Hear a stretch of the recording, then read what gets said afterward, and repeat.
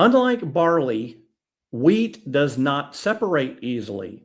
It is tightly bound within the husk and requires threshing, a process involving pressure, friction, and impact to release what is valuable.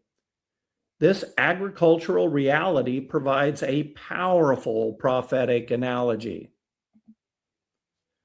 The wheat represents a company of believers who are genuinely saved, yet not initially ready. Their condition is not one of absence, but of immaturity, distraction, or lack of preparedness. They belong to Christ, but their readiness must be developed through circumstance.